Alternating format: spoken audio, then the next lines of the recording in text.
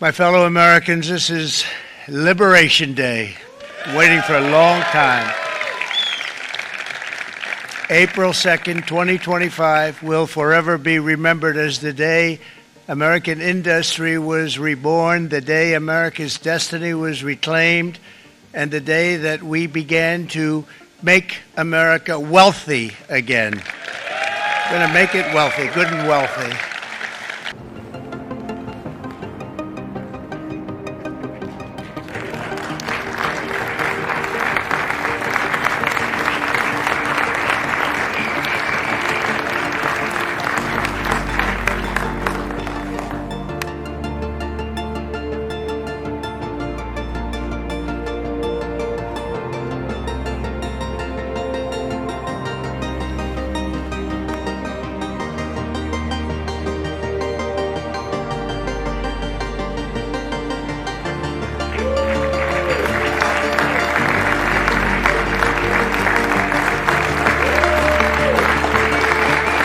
So if you look at that, China, first row, China, 67%. That's tariffs charged to the USA, including currency manipulation and trade barriers. So 67%, I think you can, for the most part, see it. Those with good eyes, with bad eyes. We didn't want to bring, it's very windy out here, we didn't want to bring out the big charts because it had no chance of standing. Fortunately, we came armed with a little smaller chart. So it's 67%, so we're going to be charging a discounted reciprocal tariff of 34%. I think, in other words, they charge us, we charge them less, so how can anybody be upset? They will be, because we never charge anybody anything, but now we're going to charge. European Union, they're very tough, very, very tough traders. You think of European Union, very friendly. They rip us off. It's so sad to see. It's so pathetic. 39%, we're going to charge them 20%, so we're charging them essentially half. Vietnam, great negotiators, great people. They like me, I like them. The problem is they charge us 90%. We're going to charge them 46% tariff. Taiwan, where they took all of our computer chips and semiconductors. We used to be the king, right? We were everything. We had all of it. Now we have almost none of it, except the biggest company is coming in. We're going to end up with almost 40%. Lee Zeldin's working to get their approvals. And it's an amazing company. Mr. Wei, of one of the great companies of the world, actually, they're coming in from Taiwan, and they're going to build one of the biggest plants in the world, maybe the biggest for that. But 64%, we're going to charge them 32%. Japan, very, very tough, great people. And again, I don't blame the people for doing it. I think they're very smart in doing it. I blame the people that sat right in that Oval Office, right over there, right behind the Resolute desk or whichever desk they chose. Japan, 46%. They would charge us 46%, and much higher for certain items like cars, little items like cars. 46%, we're charging them 24%. India, very, very tough, very, very tough. The Prime Minister just left.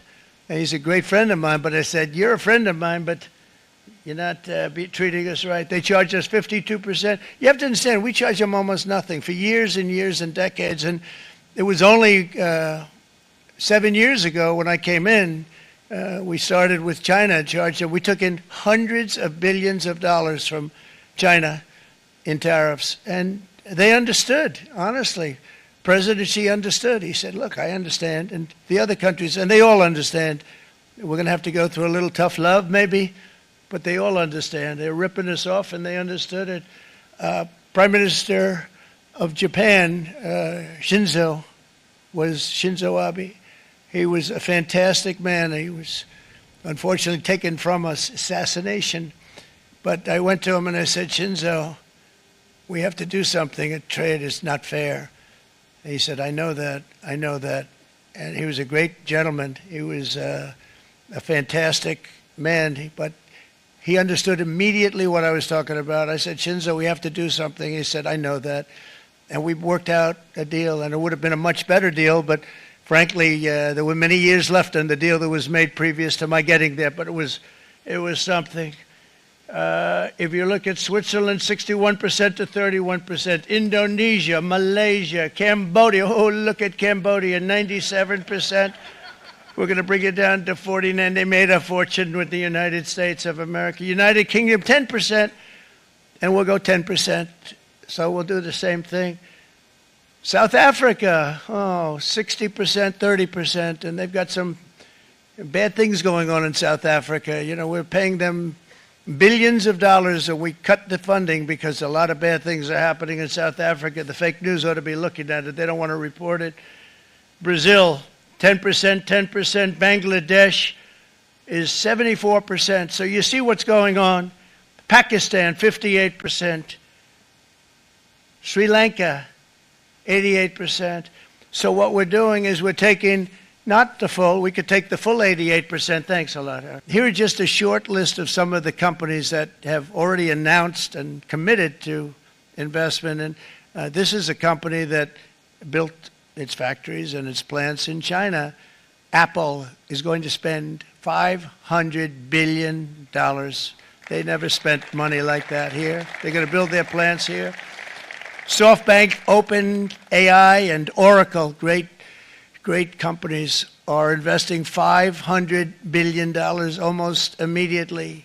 NVIDIA, a hot company, is investing hundreds of billions of dollars. They just announced. TSMC, the biggest, most important company in the world of chips from Taiwan, with no investment from us, is investing $200 billion. And they said the reason was, number one, the election of November 5th, and number two, the tariffs. They don't want to pay the tariffs, and the way they're not paying it is to build their plant here. So we're going to go from almost no percentage. We used to have 100% of the chip market. Now it's all in Taiwan. Almost all of it's in Taiwan, a couple of other countries, but mostly in Taiwan.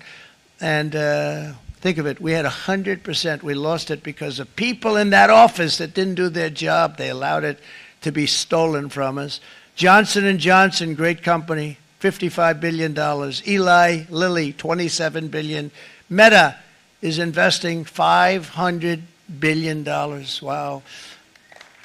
The Mac is investing $20 billion. CMA, CGM, $20 billion. And then you have Merck and Clarios, Stellantis, General Motors, GE Aerospace, Honda, Nissan, Hyundai are all putting in billions and billions of dollars, and they're committed 100%. So.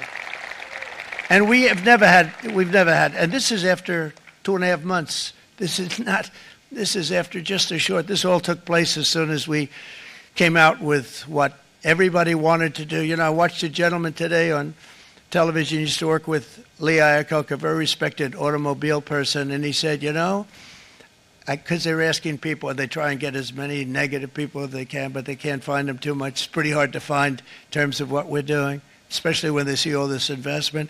They said, so tell me, what do you think of what Trump is doing from the automobile standpoint? He said, I can't believe it.